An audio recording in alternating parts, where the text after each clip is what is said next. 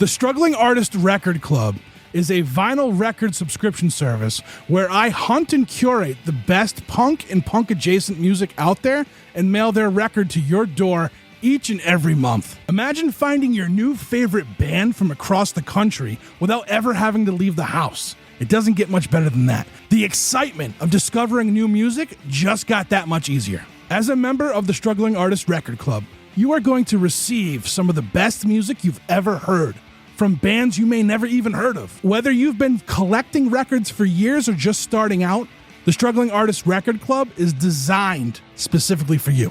And right now, all new members get a Struggling Artist Record Club exclusive along with the monthly selection. So head to StrugglingArtistRecordClub.com, pick a membership, and start building that collection today. Hey, this is Rev from the Drowns, and if you still believe in rock and roll, then keep the dial set here at the Struggling Artist Podcast. You're listening to the Struggling Artist Podcast. People need to be entertained. They need the distraction. With your host, Trev Allen. I wish to God that somebody would do something to block out the voices in my head for 5 minutes.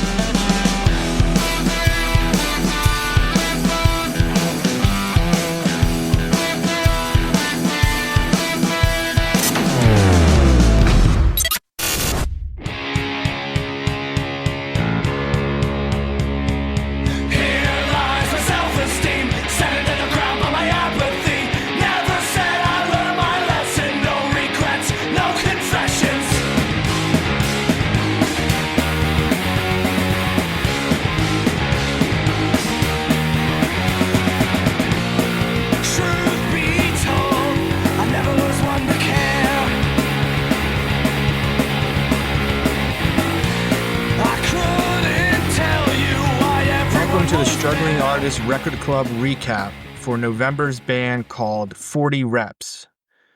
So we did introductions and all that last episode, but in case you missed it or forgot, let's do a quick review. My name is Dave and my co-host is Ryan. Ryan, how long have you been a member of the club? I know Trev took it over a few years ago, so before that would have been Mark and the Get Punk. If you remember the approximate year and what record was sent to you. My membership was a little bit sporadic through Mark's tenure for the club, and the earliest one I could find with a readout was Iron Chic. My mind just went blank on the title or the record, but it's from September 2019. It's a great album, definitely. I think I have a couple others from that year as well that might be missing the readouts. Yeah. So I think 2019 is close enough. Right. So I've been a member since 2019 as well, April of 2019. That month, the record was Coffin Salesman. I remember being a little confused because I was expecting something like street punk. You know, most of Mark's stuff on his website was street punk oriented. So I figured, we're going to get some street punk here. So after listening to Coffin Salesman, I thought, well, it's not street punk, but it's interesting. Then over the next month, I found myself just not being able to put it down. I kept listening to it over and over and over and reading the lyrics, which came in like a cool magazine format. I ended up becoming a big fan of Coffin Salesman.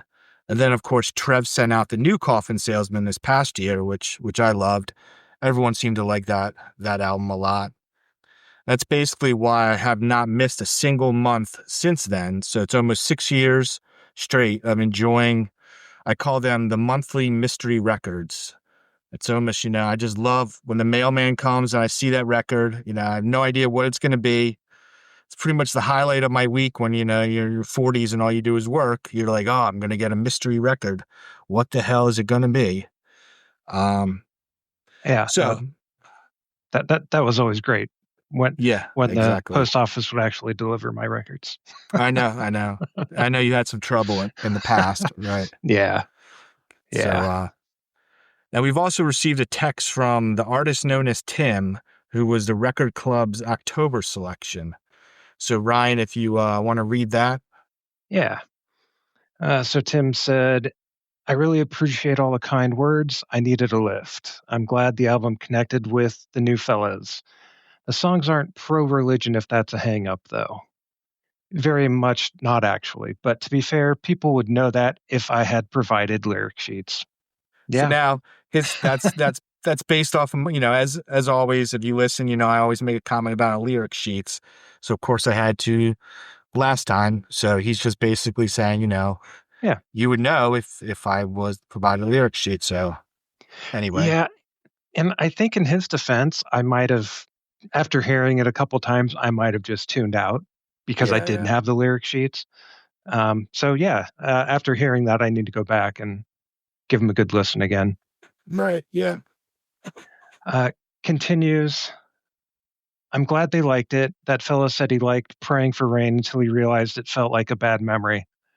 That's how my whole album makes me feel. And that's kind of what I was taking away from the record myself.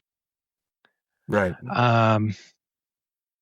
Tim continues, I've got material ready to record, but I've just been staring at it for weeks because I dread digging in. I'm really happy it's connecting with people. Again, to interrupt his message, I've got something that I want to write as well, but it's a little bit dark and I'm dreading it, so I keep putting it off, but maybe one day I'll get to it. Maybe during the holidays. Yeah, it can be a big process and emotionally draining as well. Yeah. And then Tim mentions he'll be back in the club soon. I think he's mentioning the name of the artist, Anita Inverarity. Yeah, I think that's it. Butchered that name. I think she did the art. She does a lot of tarot card art, and he agrees that the album covers should be eye-catching. It's part of the piece of work. The dog. Sorry to interrupt. I had mentioned that I absolutely loved the cover art for Tim. It was just really amazing. And I just mentioned how I really appreciate when artists put a lot into the cover art. When they do that, I pretty much put that record, I work at home, so I put that record kind of someplace I can look at it for like that next month because I'm just like, man, that looks so cool. Yeah. And then you're going to play it more. Right. Exactly. I do agree. There. Yeah. Right. Tim mentioned the dog is white in the first albums, but turns brown on 3. His dog died, so so they put him on the 3's cover. Original dog is from the original 1900s tarot deck. The lady on part 2 is a grandmother who died during COVID. That sucks. Thanks again, y'all. So, yeah, thanks, Tim, for the feedback and letting us know some more information about that. Right. Yeah. We appreciate that input, Tim. We all like the album a lot. So now I'm going to go ahead and read out the November readout that came along with the 40 Reps album. So this is from Trev. Obviously, if you got the record, you already heard this, but if you didn't, we'll go ahead and read it. It's so 40 Reps from Richmond, Virginia, got onto my radar a few years back. And from the name alone, I thought it was going to be some testosterone-driven hardcore to lift weights to. I couldn't have been happily more wrong. Upon listening to Heads Up for the first time, what I got was emotionally driven punk rock that gives a smidge of attitude and amps me up every time I listen to it. The tracks Looking for Trouble, Small Town Blues, and the title track, Heads Up, are all killers. And the rest doesn't disappoint either. This one is a never skip a track record for sure. They were on my struggling artist turntable favorite discovery of 2024 list, as well as my favorite band to see at this past year's Pooza Fest. I didn't know what to expect from them live, but what I got was feeling the emotion of this music while screaming along to the lyrics from the moment they started to play till the set was over. I sat patiently till this one was released on vinyl, which thanks to Say10 Records, they released it last month. I hope you all enjoy this one as much as I do. Trev. Trev, we definitely enjoy this record a lot, and we appreciate you selecting it. So now we'd like to do readout from, or not a readout, but a text or a post online from Jerky Bill. So, if Ryan, if you want to do that. Yeah, Jerky Bill wrote, I believe Tread mentioned it was on Threads, to let everybody know Struggling Artist does a monthly subscription for punk and punk-adjacent independent vinyl. This month, a hard-edged Richmond, Virginia band called 40 Reps sides with a grizzled hard rock I've seen a shitload and I'm going to tell you about it vibe. Weathered voice on the lyrics, took a listen to some of their earlier stuff, and this. It sounds like they have matured into the kind of band with an entire section of Virginia waiting for their next show. The music is storied and mature. Last month's choice, a more C&W selection, was not in my wheelhouse. Sorry, Trev, but not everything can be a home run. It's true. This, though, a storybook of inner city punk with a Richmond twang. Very nice. Yeah, Cool. Thank you for the review, Jerky Bill. Yeah. Yep. So we want to give a shout out to Brendan Massachusetts, who was a club member. Trev ran into him at a show last week. He explained to Trev that he loves both the club and the podcast. He was a big fan of the Little Low record. Brendan, feel free to let us know more how you feel about each month's records. This goes out to everybody as well. If you write a review for 3 months in a row, and we will have you on the show. So send in those reviews and you will get on the podcast. Yes. Speaking of Little Low, last month I mentioned I didn't really spend too much time with that record. But over my Thanksgiving break, I was digitizing some of my vinyl because I've got a home assistant server, and you can stream music to it, and my receiver happens to be compatible. So I've got it set up where as soon as I come home, I've got music playing. So I took the Little Low record, and now it's included in the mix. That will just play nice. randomly when I get home. So spent some time with it. Yeah, I'm digging it. I still need to listen to it a little bit more, but now that I have a digital copy that I can put on my phone, take with me to work, I listened to it today at work again too. Yeah, those female vocals are just outstanding on that Little Low record. Yeah. No, it was good. I liked it. Definitely glad I went back and reviewed it. Yeah, Gave it a second chance. I remember listening to it for a few weeks consecutively, so it was really, really strong album there. Yeah. Okay. I guess now's the time to talk about 40 Reps. Heads Up. I think I got that title right. Yep. Okay. Yeah. My first impression of it, it was guitar-driven punk rock. The energy that comes out on the recording sounds like it would be great at a live show. So in Trev's readout, he mentions he saw them and loved it at the live show. I think that would make the experience much better. Yeah. And probably give a better user experience when listening to the record after seeing them live.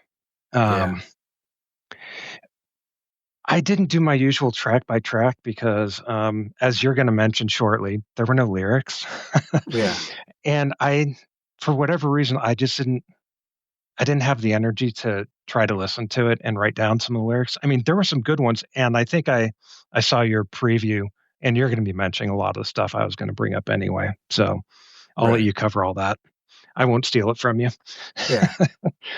One of the things I really liked about it, and I'm not technical on the music side, so I don't know if this is the right term, but the way the album was mixed, I think that's the term, where the singing and the lyrics were kind of more on top than muddied up behind guitars and drums. So you can still hear the lyrics pretty clearly, which when you don't have a lyric sheet, that's kind of nice. Yeah. One of the things I noticed, was that it seemed like most of the songs had a little bit of a guitar solo going on. Maybe not all of them, but it seemed like a significant amount. And that also led to the length of the songs. Two of them were just over 3 minutes. The rest were very close to 4 or up to 4.5 or so. The rhythm guitar just sounded so great. Oh I yeah, love that rhythm guitar a lot. I yeah. was really impressed with that. No, it was great. Love the music and everything, but it got a little bit. I don't want repetitive is not quite the right word for that, but I don't feel you need a guitar solo in every song. And so for me, it felt that way a little bit, but I'm just someone who listens to music. I don't know how to write it or anything, so I can't complain that much. Well, I agree. I do mention a little bit of the repetitive side on my review, so Yeah. I do agree. And basically what I said and what I will say is I thought if they would have included Rebecca, the bass player, because she sings on White Picket Fences, and I thought that ended up being one of my favorite songs. I felt like she was underused. I think if they I would have agree with added that. her, because especially when you have songs that are 3 to 4 minutes long, you really, if you're going to go that way, you need almost like to add some kind of different instrument, different singing. So I thought her singing was just outstanding. So I thought she could have been used on a few more songs. Yeah, one of the other things that felt a little repetitive to me was kind of the trailing vocals at the end of a lot of the lines in the lyrics. It wasn't bad or anything. It just, again, kind of like a guitar solo in every song. It didn't seem necessary, but it didn't, I wouldn't say it detracts from it. It just made it feel slightly more repetitive.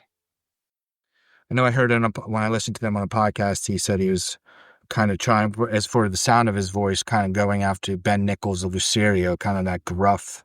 Okay.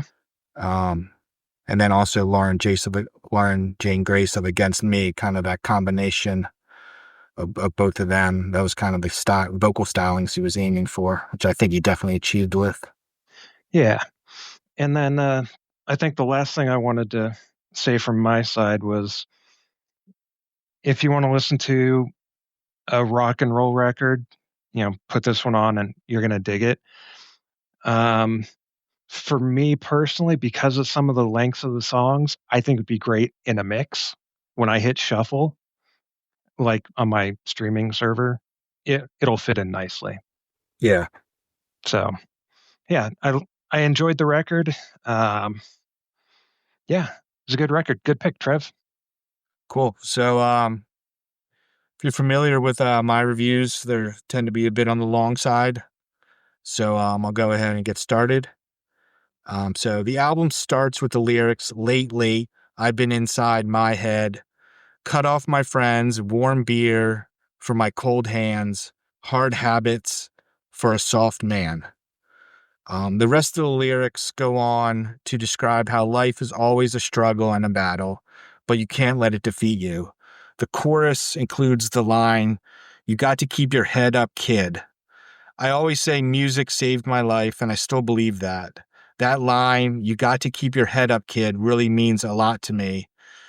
I've dealt with anxiety for about 32 years. While other people were doing normal things, I was locked away inside my head just listening to punk rock records. I wanted to be social, but my anxiety was always too crippling. So I ended up just depending on punk rock music to get me through each day. When things felt sour and shitty, I would put on an album and it would make me feel better. So when bands sing lines like, you gotta keep your head up, kid, and other similar lyrics, it gives me the courage to stay afloat and not drown. It makes me realize this tough time is just temporary. Things will get better. Just need to weather the storm and realize that things will always get better one day. And one of the great things about being low is that you will always feel better at some point, and that's going to feel really good. Most of life is doing things you don't like: school, jobs, errands, dentists, doctors, bills. So I always gravitated towards music that would motivate me to do all the crap that you don't want to do. About 90% of life is doing dumb, annoying stuff. This is why having fast melodic punk in my ears telling me, yeah, it sucks, but you just can't give up. You need to fight so you can enjoy the free time that you do get. So that was always huge for me when bands, their lyrics were oriented towards that. That's why I always enjoy lyrics about daily life rather than political lyrics or songs about history or monsters or other topics I can't relate to. Those don't motivate me to deal with life. When I wake up with anxiety or a hangover and have to work the next 10 hours, music about how the government sucks doesn't get me in the mood to face the day. It's depressing to hear about how career politicians that make around $200,000 a year somehow become millionaires. Why is that? Well, obviously they're stealing our money. So that lyrical topic doesn't really get me motivated to face the day. If anything, it makes me less motivated because I end up not caring about anything. Lyrics about what I'm dealing with now, a long, stupid, annoying day, and how we must not give up. This is what always helped me get through the day. Bands like Pennywise, H2O, Avail, Social Distortion, Plow United, Rancid, Operation Ivy, and Face to Face, they all sung about real life in a fast, melodic way. That gave me motivation and energy to manage my life despite anxiety. Anytime I don't feel like doing something, which is all the time, I put on some fast melodic punk songs and it's like a volt of electricity. I get energy and instantly I'm in a good mood.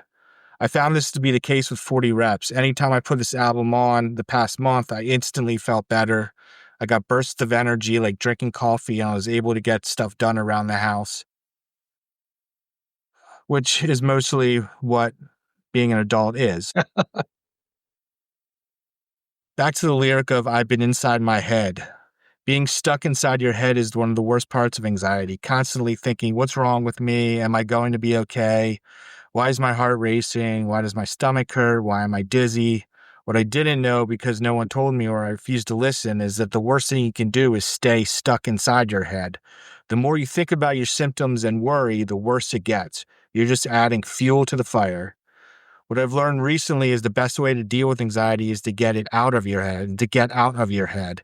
It's not healthy to constantly be thinking, am I safe? Am I dying? Why am I feeling this way? Will I ever feel normal? See, you're not broken and anxiety will never kill you. You can't die from anxiety. It's just an overactive nervous system. Really means that you care too much. When you have anxiety, it's important to never get upset. That only makes it worse. Plus, you can't get rid of anxiety completely. Humans developed it to deal with dangers like tigers. Anxiety is something we need, so the best thing is to realize it's normal and just let it pass. The less you care about it, the better. I know it's tough when it's anxiety strong. How do you not care about something so uncomfortable? It just takes time and practice. The human brain's thoughts are about 70% negative. The brain doesn't care about making us happy. It only cares about protecting us and keeping us safe. Since tigers attacking us no longer exists, we don't need to be on edge all the time. So like 40 Reps says, you got to keep your head up, kid.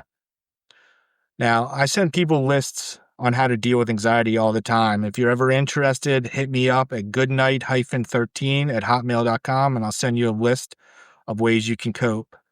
I know it's easy to just take a pill from a doctor or use drugs and alcohol, but I think it's a lot more punk rock to avoid big pharma where some creepy scientists make formulas inside a Chinese lab. There are tons of ways to deal with it naturally. The rest of this album deals with the human condition, relationships, and all that.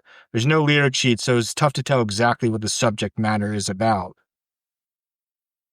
The singer, like I mentioned earlier, sounds like a mix between Ben Nichols of Lucirio and Laura Jane Grace of Against Me, which are two of my favorite singers, so I love the vocal delivery on this album. But you can't always hear every word, you just catch words here and there. That's why you need a lyric sheet. I connect more with albums when I can read the lyrics while listening. And isn't that the whole point of releasing music, so audiences can connect with it? So when there are no lyrics, people will be connecting with it less.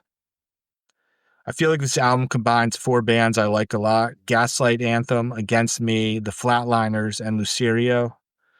Then they try and add their own flavor and seasonings and spices and sauces and delivers it up for us to consume and devour with wild appetites or something like that. My only criticism, besides no lyrics, is what Ryan was mentioning earlier, and that's in the song, 4th song called Hard Habits. At over 4 minutes long, it drags out a bit. I feel like they should have used the bass player's vocals on this one toward the end of the song. See, she sings background vocals on the song White Picket Fence, which happens to be one of my favorite songs because of her vocals. So I think Rebecca should sing more sing on more songs, adding her to the end of the song Hard Habits instead of the same chorus and verse over and over would sound amazing. Next album, more Rebecca singing. Her voice is amazing. This album was released in November 2023 on cassette and released on vinyl just this past month. At least I think. I'm not exactly positive. Trev will be releasing his interview with them soon, so you can listen to that and find out exactly how it went and find out a bunch of other cool info. Like Trev said in the readout, the band is from Richmond, Virginia, and it formed in 2020 during COVID. The color of the vinyl is really cool. It's like a tan and black swirl, which goes really well with the album cover art.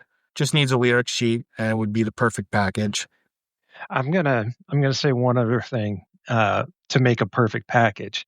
I think it should also include a Bandcamp download card. Right. Because having a digital copy, it's more likely to go on my phone so I can listen to it anywhere. I don't use Spotify or any of the other apps. I used to live somewhere with really bad internet, so I want everything local. Physical copies, everything locally stored. So give me a digital copy I can take. Now, I've got some bad news for you on that front. You know, I buy a lot of records, and that seems to be a thing of the past these days, adding the digital. It's becoming less and less, but it's not. Maybe 40% of albums I get have it, versus I feel like 3-4 years ago, it was like 80 or 90%. And it's supposed to be because of Spotify, like people just, you know, or Apple Music, or that. It just seems like it's of less importance. Yeah, and I don't want MP3s anymore. I want the high quality FLAC downloads, which is why I mentioned Bandcamp, because they do offer them. And most of the albums that I buy, well, at this point, every album I've purchased on Bandcamp, I've got a FLAC file from everything. So all of those are in my list to get played when I get home. I'll have to follow you on Bandcamp then. Yeah. So, in fact, I heard 40 Reps a bit earlier, and it was probably like from Trev's readout when they were on the Struggling Artist turntable. So I actually had 40 Reps digitally already. I picked them up probably about a year ago. So nice. I had this album, and it's on my file server already, so I've been listening to it. And it was released a few years ago, so yeah. Yeah. But I do still enjoy putting the needle on the record, even if I have a digital copy. But it takes more time. If I'm making dinner or something, I can just play a playlist randomly. Right. I know I'm fortunate enough where I work at home, so basically I just listen to records once I start work and all day long. But then that becomes kind of an issue, because at the end of the day, there's records everywhere, and there's like, I include different things inside my records, like interviews and the readouts and concert tickets. So basically, when you open a record, all these different things fall out, stickers. By the end of the day, my whole office takes about half an hour to clean everything back up, and just becomes, because I'll be like in the middle of working, I'll be like, oh shit, I wouldn't mind listening to this record. I grab it, pull it out, and it just becomes a mess. So. Yeah, I remember early on in COVID, I was able to work from home, and I would listen to records, and I felt a lot more productive. Yeah. I could get into a flow state and just keep going. But I agree. Sometimes I won't even flip the record. I just go ahead and leave it on that side, just, you know, because the one problem with Seven Cats is there's always, when I flip a record, I generally have to get my brush out, you know, and clean it. But if I clean it on one side, then I could just keep listening to that one side over and over, versus having to flip it, getting the brush out, clean off the damn cat hair. It sounds like it's not one problem with Seven Cats. It's more like 7 problems. Yeah. It's just, yeah. I mean, it's like you said, it's a little more convenient to have the digital. Yeah. So Say 10 Records released this. If you're not familiar with Say 10 Records, look them up and order some stuff. They have a huge distro of a lot of cool albums. They're constantly releasing new stuff as well.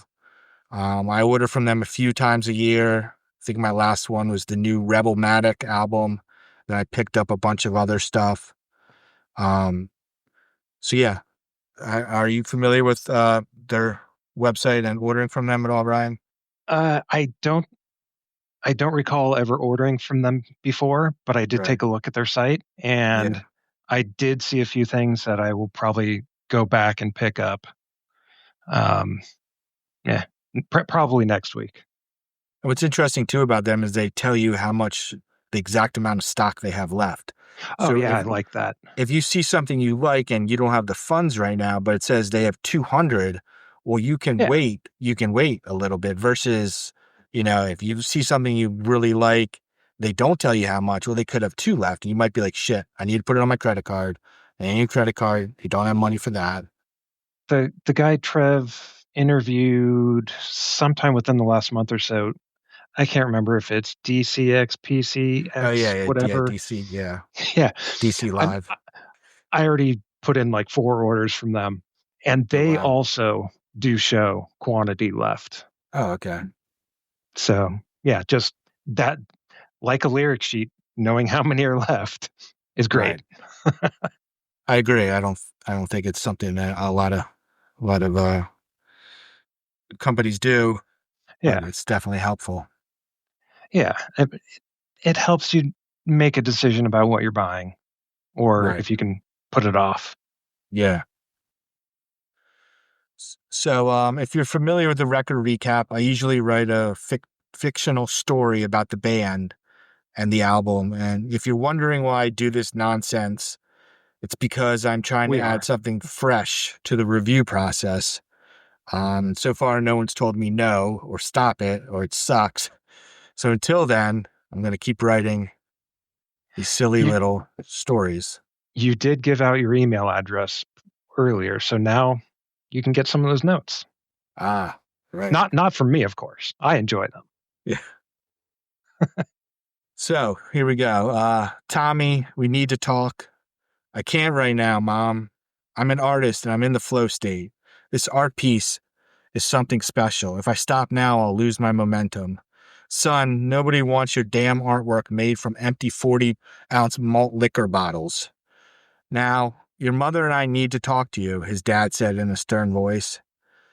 Well, Etsy said if I could show them some sales numbers, they might consider putting my art on their site. That would be huge and really would launch my career. His dad walked around picking up his son's artwork. Well, that's the problem, son. You don't have any sales because nobody wants his garbage. I don't even know what this is. Tommy picked it up and looked at it. He said, well, it's like a Mr. Potato Head, but I use a 40-ounce bottle instead. I tried to make it look like Tim Armstrong of Rancid, so there's a long beard using fake hair. And then his dad interrupts him. Stupid, so stupid. And what is this? Well, that's a bowling pin that says victory. I'm working on getting in with the bowling crowd. Since 40s kind of look like bowling pins, I think it would be a great crowd to cater towards. His dad picked up the Tim Armstrong bottle, studied it for a few seconds, and then wound it up like a baseball pitcher and threw it against the wall. Tommy ran over to his shattered dreams and screamed, you asshole. 40-ounce Tim Armstrong was my favorite new piece. Now it's ruined. His mom, with tears in her eyes, said, you're 25. It's time to figure out your future. You can't just work at the gas station and live in our basement making your 40-ounce artwork. Besides, you need to stop drinking 40s all the time. You're out of shape.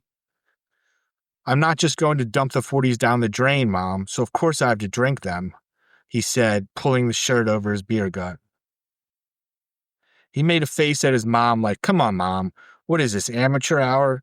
Get with the program. I drink the 40s and then use the bottles as artwork, you damn fool.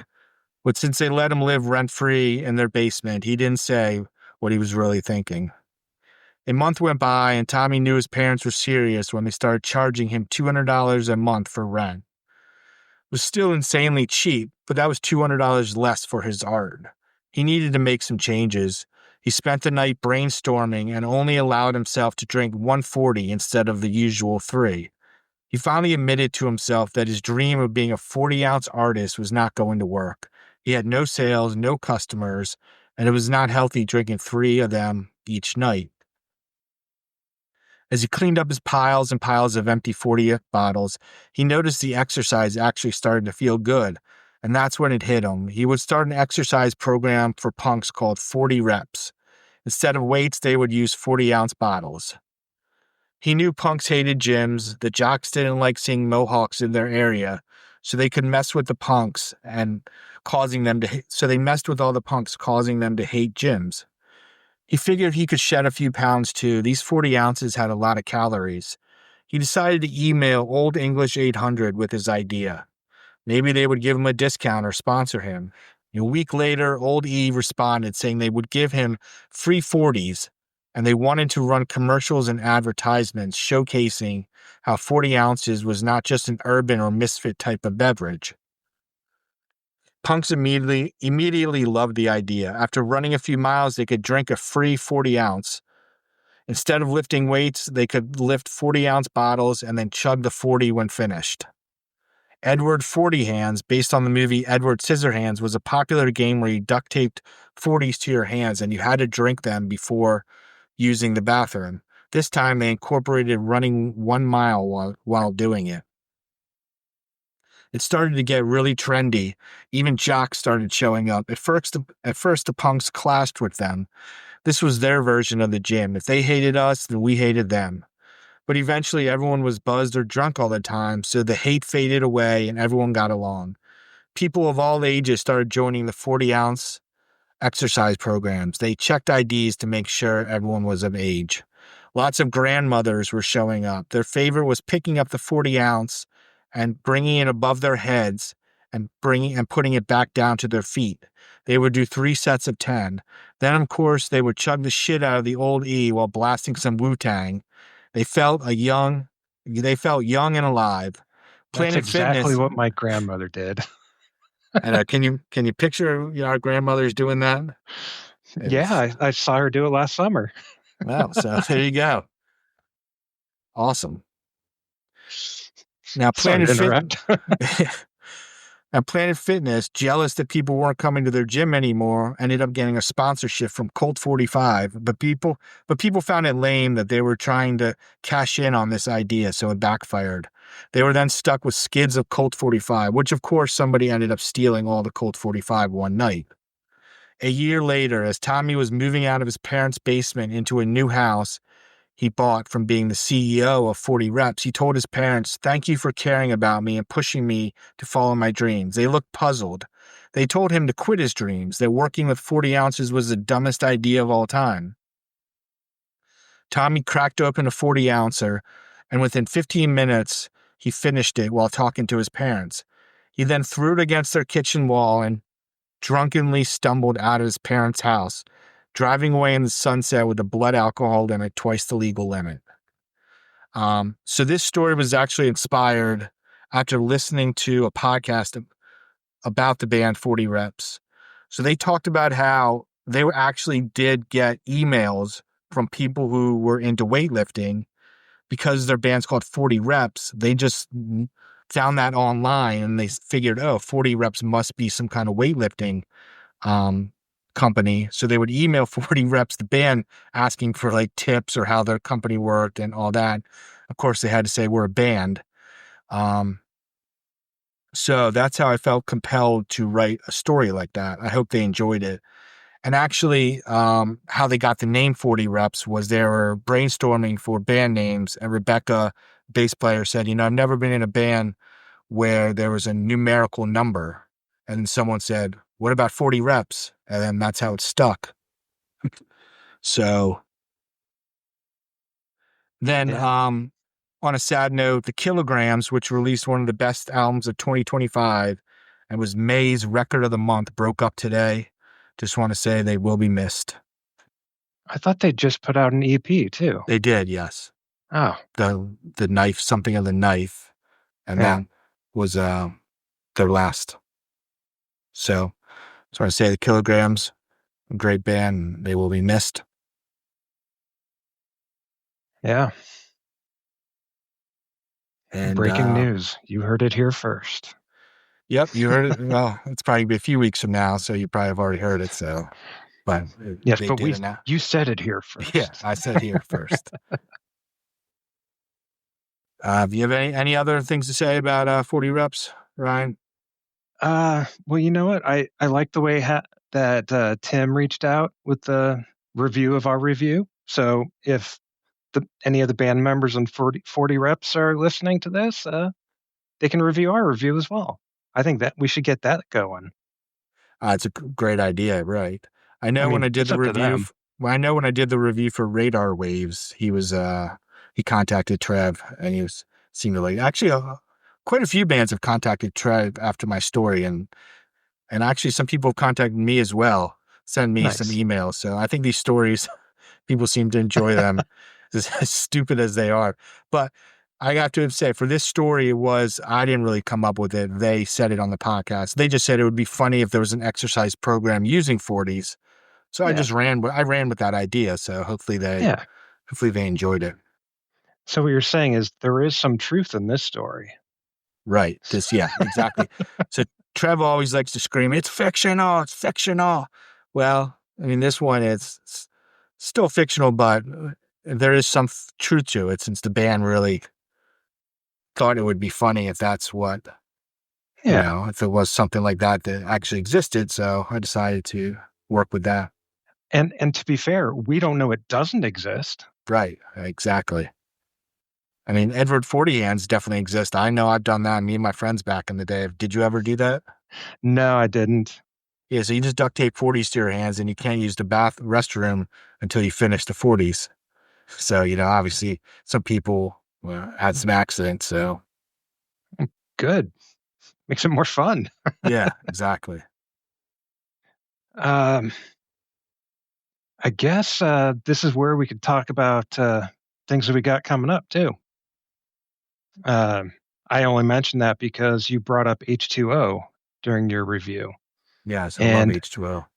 I'm going to be seeing them this Saturday. Wow. Very jealous.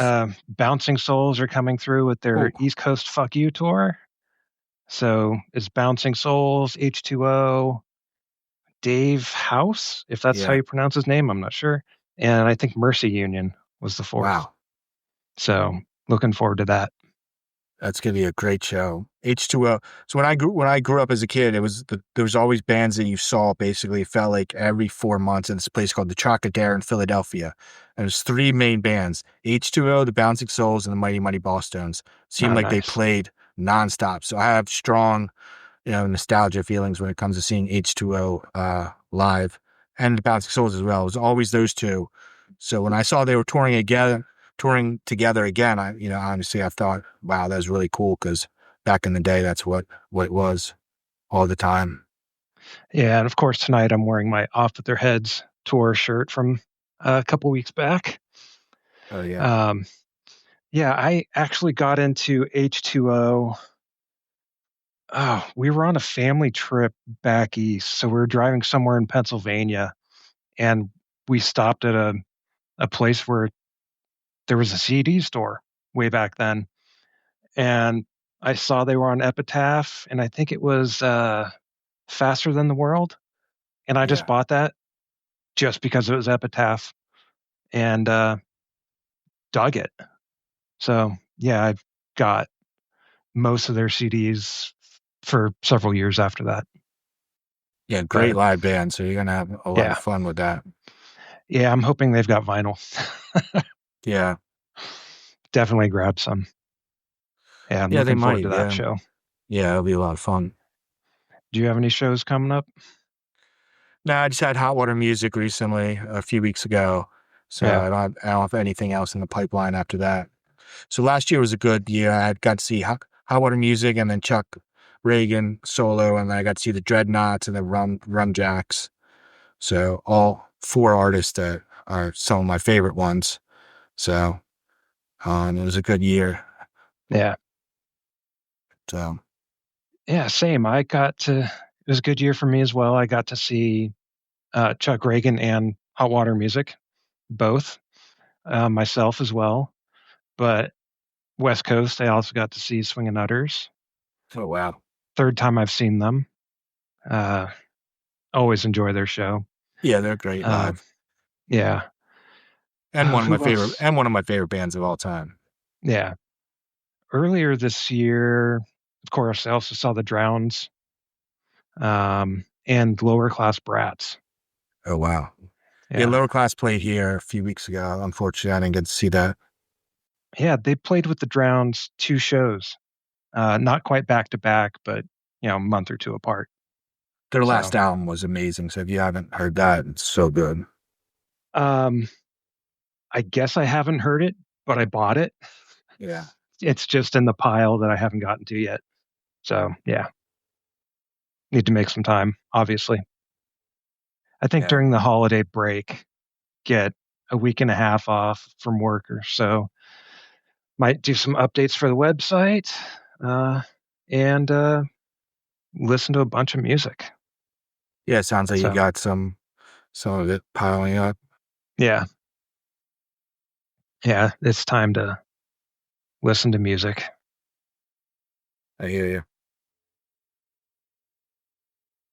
So I guess we should be plugging the record club.